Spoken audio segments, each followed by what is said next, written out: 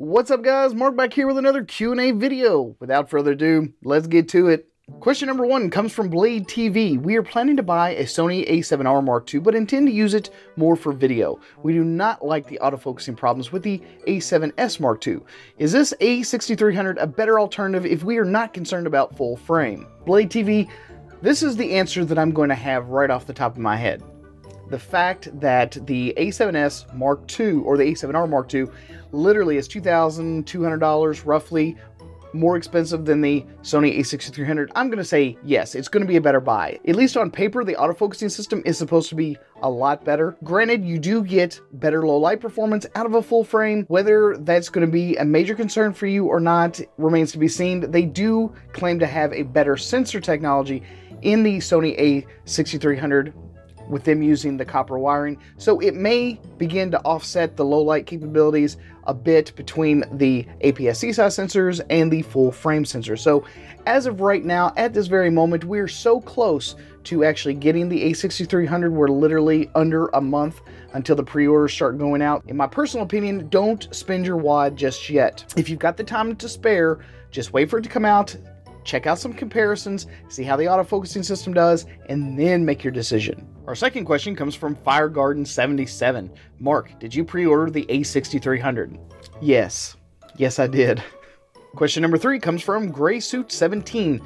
Do you know if the iPhone 6s Plus, when recording 4K ultra high definition, then you save the file on your phone after editing using the phone's iMovie app and saving it to 1080, is it downsampling the footage? Well, that's actually a pretty easy question. Here is the answer. If you record the video in 4K, when you edit it in iMovie and then you get ready to export it, you can in fact choose the setting that you want to export the video in. So if you record it in 4K, you'll get an option to export it in 4K. You'll also get an option to export it in 1080p and a few other lower resolutions.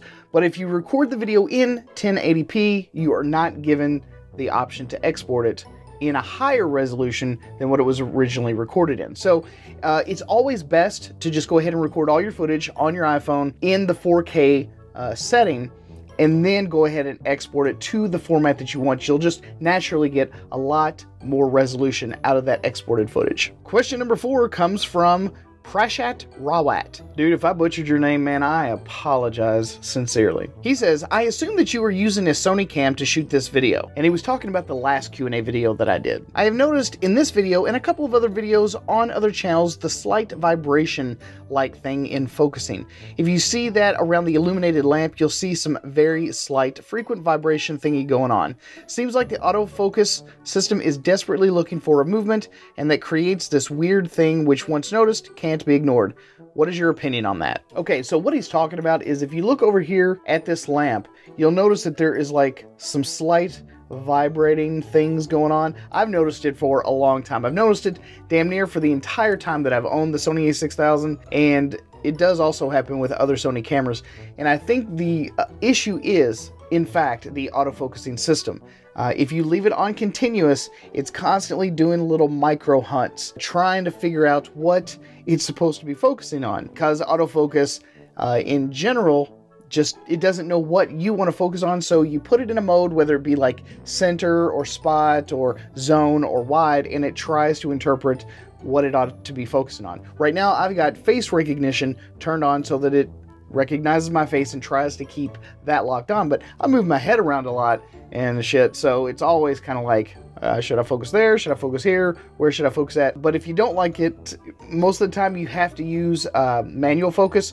Try and set something in the place that you plan to be, nail the focus, and then leave it that way. Now let's move on to an interesting comment that I got this week. Our interesting comment comes from Alexander Schmidt. He's talking about the A6300 here, by the way. No 5-axis image stabilization, no at least normal built-in image stabilization, no Samsung-like BSI sensor, no 28 or 36 megapixels, no weather sealing, no bigger or double batteries, no touchscreen, no flip-out LCD for video and or selfies, etc., etc.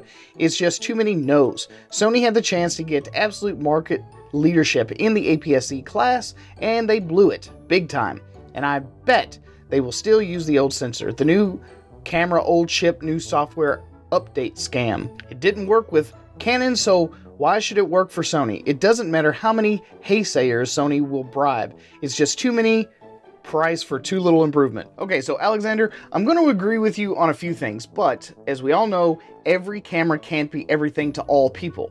That's the reason why they have the Sony RX100 Mark IV, so the people that really want to pocket their camera, they can. That also has a flip-up screen, has really nice Zeiss glass, has a decent zoom range. That's the reason they have the A7S Mark II, because there are some people that really want to shoot in low light, extremely low light, or hell, even no light. But that is the essence of a camera line, is that I think Sony's doing a much better job at honing in on their specific niches of their audience. You've got people that want portability, you've got people that want extremely high resolution, you've got other segments of the population that just want extremely low light performance, and you've got other people that want small portability, yet they want some power. So there is a compromise to be made with almost any camera. Yes, I would have liked to have seen a touchscreen. I really would have. I would have really liked to have seen an articulating screen instead of just a tilty screen. I would have really liked to have seen them move the SD card out of the battery compartment and put it somewhere where it's more easy to access. It's just ridiculous, that position. I really pisses me off. And speaking of that, because Sony just absolutely positively couldn't do that, yeah. Go fuck yourself, Guppy! But what you have to do is you have to buy the camera or cameras that closely meet the demands that you have for your particular work, your particular workflow, your particular style of shooting, and just go that route. You can't have everything all in one. It would be nice, I agree. And I'm really excited for the day when you can quite literally custom make your own shit and they just put it together for you. Custom cameras to order.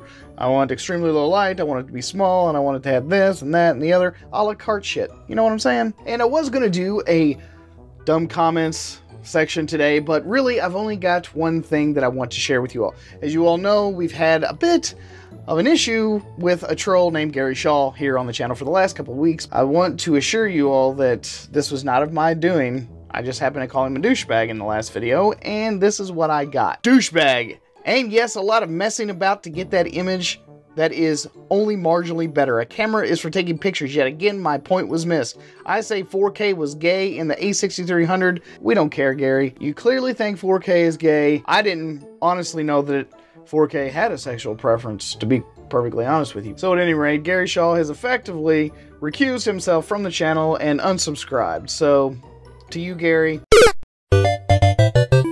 So there you guys have it, and there you guys go. Another Q&A video. Done. Finito. So if you guys would like to have your comments or questions read here on the program, don't forget to leave those down in the comments section below. Also, don't forget to try to support the channel as much as you possibly can by clicking on the links to the products and stuff that we discuss in these videos that are also in the description box down below. Also, if you'd like to support me on Patreon, we've got some really easy plans for everyone to be able to contribute and to help out.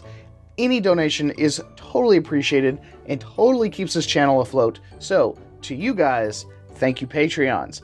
At any rate, guys, thanks again for stopping here at the Photo Video Show. I'm your host, Puckett, and I will see you guys again on another one. Peace out.